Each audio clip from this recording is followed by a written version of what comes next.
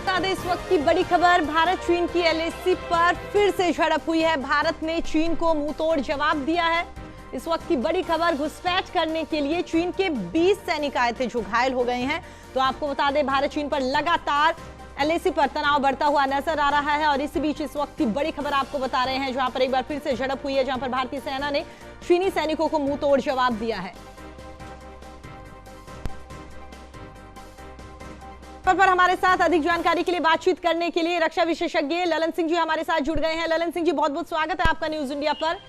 धन्यवाद। जिस तरीके से भारत और चीन सीमा यानी कि कह सकते हैं एलएसी पर एक बार फिर से झड़प हुई है और बैठकें भी लगातार चल रही है। कल परसों ही बैठक हुई थी और उस दौरान इस तरीके से खबरें वहां पर निकलकर सामने आना, कैसे देखते हैं आप इस पूरे मामले को?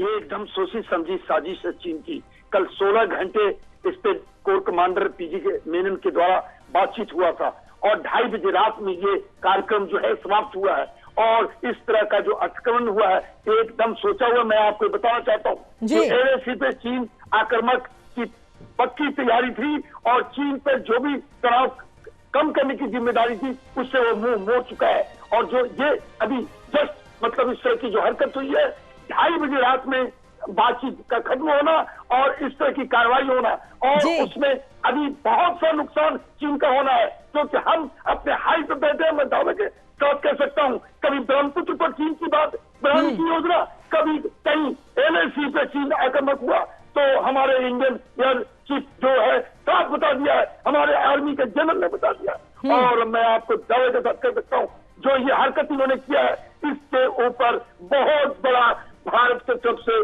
कार्रवाई हुई है और थोड़े ही देरों के बाद आपको पता चलेगा कि चीन का भारी नुकसान हुआ है और वो अपने लोकेशन में वापस भी चले गए, यह भी जानकारी मिल रही है।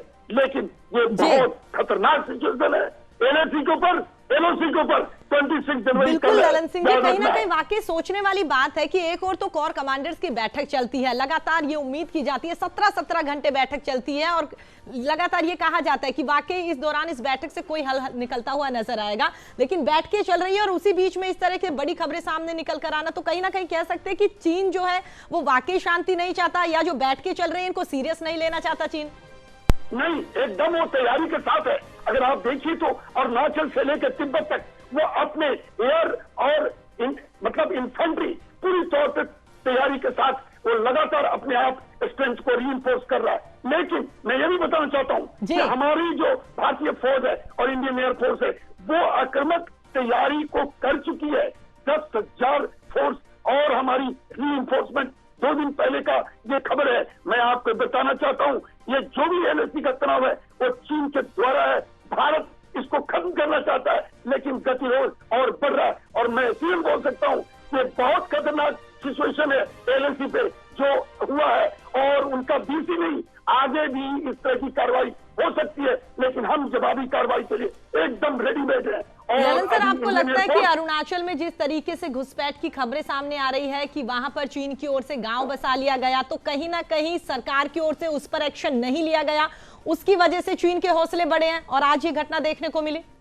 नहीं, वो ठीक है, 4.5 किलोमीटर की जो बातें आ रही है मीडिया में भी, लेकिन मैं ये भी बताना चाहता हूँ कि वो आबादी को इसलिए ऑक्यूपेशन दे रहे हैं जिससे दुनिया को बता सके कि हम फौजी नहीं है, कोई विस्तारवाद नहीं कर रहे हैं, ये तो हमारी जनता है। लेकिन वो कम्युनिस्ट ये लेके आदमी है, वो हाइड आउट एक तरह से बना के रखा है। लेकिन भारत सतर्क है। मैं आपको बता रहा हूँ कि अगर इस तरह की जो कार्रवाई हुई है ये बहुत जबरदस्त साजिश वाली है और ये मान के चलिए कि करीब कोर कमांडर 2:30 बजे रात में ये कार्रवाई बातचीत की खत्म हुई है। विदेश मंत्रालय के भी लोग इसमें शामिल थे और आज इस तरह की कार्रवाई पता चल रहा है। तो हमें सतर्क और बहुत सतर्क रहने की, लेकिन आक्रामक कार्रवाई ललन सर, कुल मिलाकर कह सकते हैं कि वाकई चीन अगर अपनी इस तरीके की हरकतों से बाज नहीं आया तो चीन को कहीं ना कहीं बड़ा नुकसान उठाना पड़ सकता है। एकदम हमारे राफेल तैयार है, हमारी मिराज तैयार है, सुखोई तैयार है और हमारी माउंटेन वारफेयर के एक्सपर्ट अपने टैंकों के साथ एकदम रेडी है।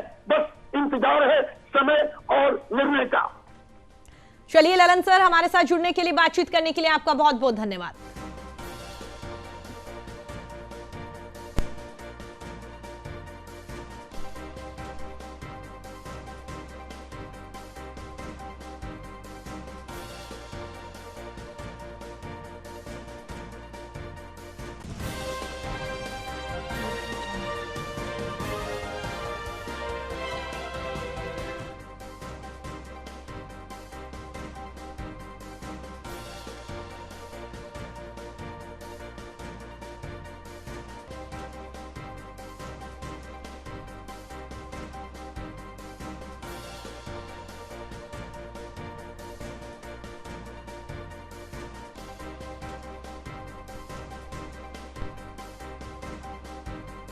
आपको बता दें, भारत और चीन की सीमा यानी कि LAC पर एक बार फिर से झड़प यहां पर देखने को मिली है। झड़प के बाद से चीनी सैनिक जो हैं उन्हें खदेड़ दिया गया। भारतीय सेना की ओर से मुंहतोड़ जवाब यहां पर दिया गया है और साथ ही खबर यह भी सामने आ रही है कि लगभग 20 चीनी सैनिक जो है इस घुसपैठ करने की कोशिश में जो झड़प हुई है उसमें 20 चीनी सैनिक घायल हो गए हैं और साथ ही 4 भारतीय सैनिक भी यहां पर घायल बताए जा रहे हैं। लेकिन सबसे बड़ी बात यह है कि एक और कोर कमांडर्स की बैठक चल रही है। 17 घंटे ये बैठक चल रही है और उम्मीद की जा रही है कि इस महत्वपूर्ण बैठक में जहां पर दोनों देशों के तमाम बड़े अधिकारी इस बैठक में मौजूद हो तो उम्मीद कर सकते हैं कि इस बैठक से कुछ हल निकलेगा। और अगर हल निकलता हुआ नजर नहीं आता तो एटलीस्ट ये उम्मीद कर सकते हैं कि LAC पर शांति बनी रहेगी। लेकिन जिस तरीके से कह सकते हैं कि ये बड़ी खबर वहां से सामने आ रही है कि LAC पर एक बार फिर से झड़प हुई है, तो इससे कहीं ना कहीं साफ संकेत मिलते हुए नजर आ रहे हैं कि या तो चीन जो है वो बैठकें जो हो रही है उसको सीरियस लेने के लिए तैयार नहीं है या फिर भारत को चीन सीरियस लेने के लिए तैयार नहीं है, जिसकी वजह से एक बार फिर से घुसपैठ करने की कोशिश करी है। और इस घुसपैठ करने की कोशिश में भारतीय सैनिकों ने चीनी सैनिकों को मुंहतोड़ जवाब दिया और साथ ही लगभग 20 सैनिक यहां पर चीन के घायल हुए हैं। चलिए आगे बढ़ते हैं। तो इसी पर हमारे साथ बातचीत करने के लिए वरिष्ठ पत्रकार RB उपाध्याय जी हमारे साथ जुड़ गए हैं। RB उपाध्याय जी, जिस तरीके से लगातार बैठकें चल रही है और उस बीच में इस तरीके से बड़ी खबर सामने आना, वो बात अलग है कि भारतीय सैनिकों की ओर से मुंहतोड़ जवाब दिया गया, लेकिन जो ये हरकत चीन की ओर से की गई है, क्या कुछ संकेत देती है ये? देखिए प्रीति, चाइना पर विश्वास करना बहुत बड़ी भूल है। एक्चुअल में पहले भी इतिहास गवाह उस चीज का, हिंदू चीनी भाई भाई एक नारा लगा था, उसके बाद में फिर आक्रमण होता है। और आज भी आप देखेंगे कि भी कहाँ तो आप बातचीत की टेबल पर बातचीत कर रहे हैं, सेना वापसी की बात कर रहे हैं और दूसरी तरफ घुसपैठ भी आप जारी रखना चाहते हैं।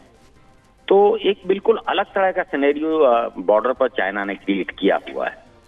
और चाइना के बारे में देखिए, इसीलिए बहुत ज्यादा विश्वास करने की हालात में भारत नहीं है कि उसकी कथनी और करनी का जो फर्क है वो साफ नजर आता है। एक तरफ वो सेना की वापसी की बात करता है, दूसरी तरफ आप देखेंगे घुसपैठ करता है। एक तरफ वो अभी बॉर्डर एरिया में गांव बसाता है, फौज की तैनाती करता है। तो इन सब चीजों को मद्देनजर रखते हुए ही भारत अपनी तैयारी करता है और इसी बात से बौखलाया हुआ है। कहीं न कहीं जो चीन बौखला रहा है कि भारत मजबूती से जवाब दे रहा है, जिसकी उसे उम्मीद नहीं थी कि भी भारत उस तरह से रिएक्ट करेगा। भारत ने जिस तरह से अपना वहां फौजी डिप्लॉयमेंट किया है, आर्म्स एम्यूनिशन जो भी है उसको, दूसरा जो इंफ्रास्ट्रक्चर है वो डेवलप कर रहा है, तो चाइना भी उस बात को समझ रहा है। और देखिए, भारत कोई कमजोर नहीं है, भारत भी एक परमाणु शक्ति है। चाइना इस बात को बहुत अच्छी तरह जानता है कि अगर युद्ध होता है तो चाइना का भी एक बहुत बड़ा नुकसान हो सकता है। और जिस तरीके से वो चाहता है कि विश्व पटल पर एक मजबूत राष्ट्र के रूप में उभर कर सामने आए, वो उसका सपना चकनाचूर हो सकता है। इसलिए वो डायरेक्ट युद्ध नहीं करता। आप देखेंगे घुसपैठ करेगा, दूसरी हरकतें करेगा, लेकिन डायरेक्ट युद्ध वो भी नहीं चाहता है। भारत की कूटनीतिक चालों को देखते हुए भी बौखला रहा है, क्योंकि भी उधर आप देखेंगे अमेरिका है, ब्रिटेन है, भी बहुत सारे राष्ट्र भारत के साथ खड़े हुए हैं। और यूएनओ में जो वोटिंग हुई और वहां जिस तरीके से लोगों ने भारत के सपोर्ट में वोट किया है वो भी, तो चाइना नहीं चाहता कि भारत एक मजबूत राष्ट्र बनकर उभरे। और इस क्षेत्र में अगर कोई राष्ट्र है तो वो भारत ही है, जिससे चाइना को खतरा है, चाहे वो आर्थिक क्षेत्र में हो, चाहे व्यापार के क्षेत्र में हो।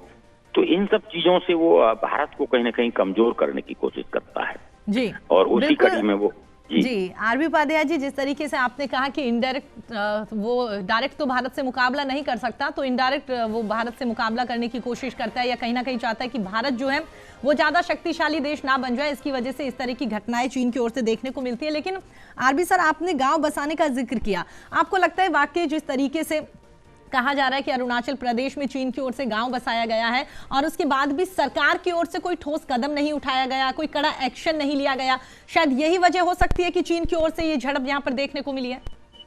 देखिए, जिस तरीके से गांव बसाया गया वो माने या न माने, लेकिन आज देखिए सूचना क्रांति का युग है और बहुत सारे सैटेलाइट एक्चुअल में एक एक चप्पे चप्पे की इमेज लेते हैं जी। तो सैटेलाइट इमेज में क्लियर है कि भी चाइना ने वहां पर गांव बसाया है। एग्जैक्टली। भारत सरकार की मैं तो कहूंगा ये कमी है कि भी हम समय रहते बहुत सारी चीजों को कहीं देख नहीं पाते हैं, चाहे वो खुफिया तंत्र की कमी रहे या दूसरे तंत्र की कमी रहे। उसी का परिणाम है कि वेरी बिगिनिंग शुरुआत में जब वहाँ कंस्ट्रक्शन स्टार्ट हुआ तो हमें पता नहीं चला। तो ये हमारी नाकामयाबी है। ये बात अलग है कि हर कामयाबी से कुछ न कुछ सीखने को मिलता है, तो भारत ने भी उससे सीखा है और आगे कोई भी इस तरह की गतिविधि होती है तो वहाँ इमीडिएट एक्शन की जरूरत होती है कि उससे उसी समय रोका जाए जी।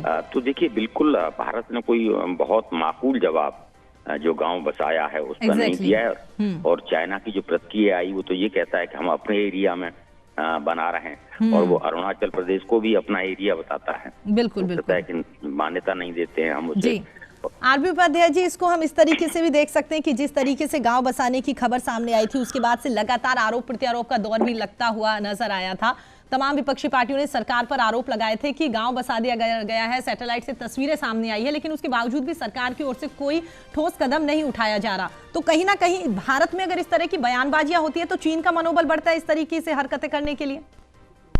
देखिए ये कहना कि भारत ने कोई कदम नहीं उठाया, देखिए सभी चीजों को सार्वजनिक नहीं किया जाता। कुछ चीजें गोपनीय होती हैं तो गोपनीय तरीके से ही उन पर आगे बढ़ा जाता है और आगे कार्रवाई होती है।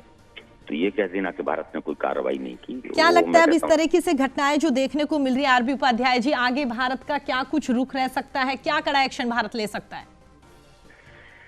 देखिए ये समय के हिसाब से डिसाइड होता है प्रीति, ये नहीं है कि ये कोई प्री डिसाइडेड होता है।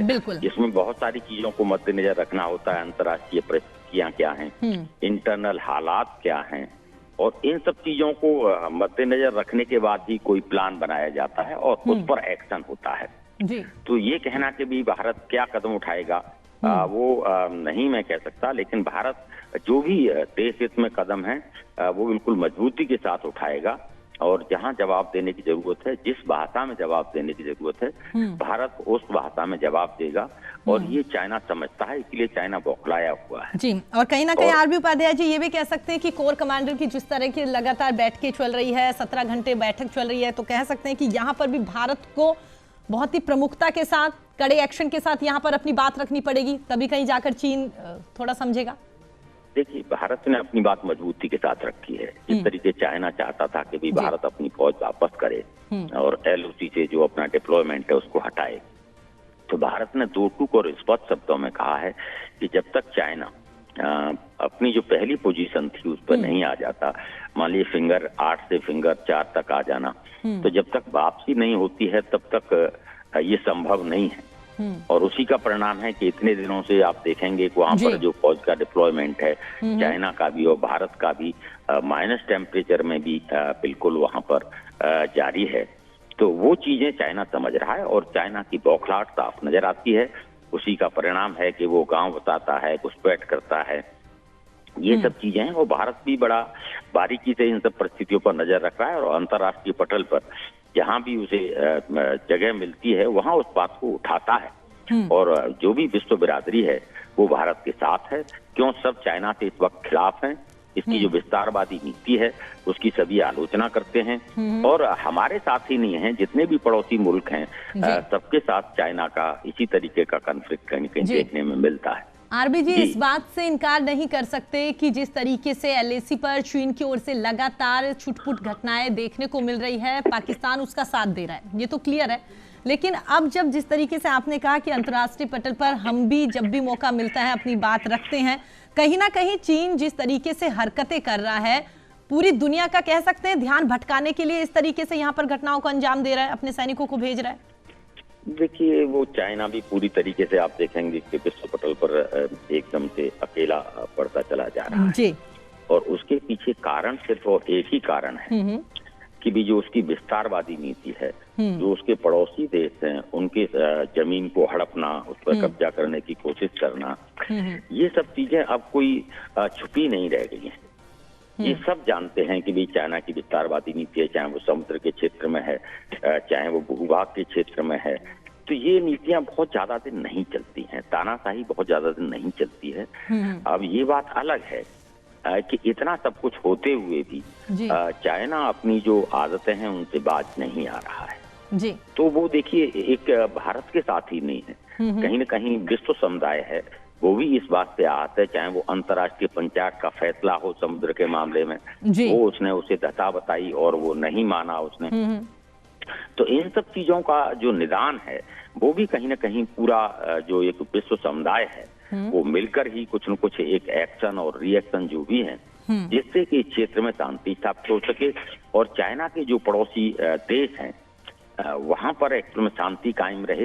ये विश्व के लिए बहुत जरूरी है, क्योंकि देखिए चीन भी परमाणु शक्ति है और भारत भी परमाणु शक्ति है। अगर युद्ध होता है तो कोई एक ही देश नहीं है, पूरी दुनिया के लिए और मानवता के लिए बहुत बड़ा संकट होगा जी।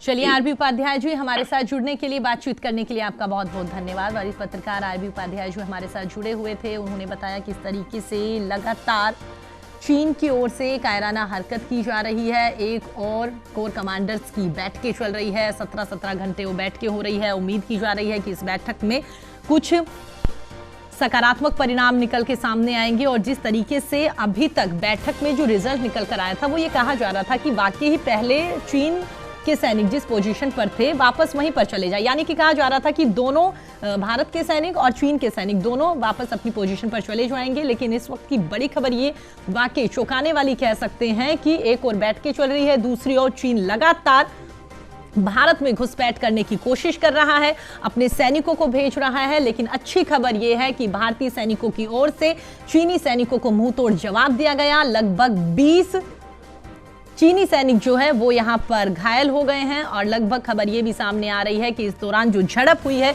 इसमें 4 भारतीय सैनिक भी घायल हुए हैं।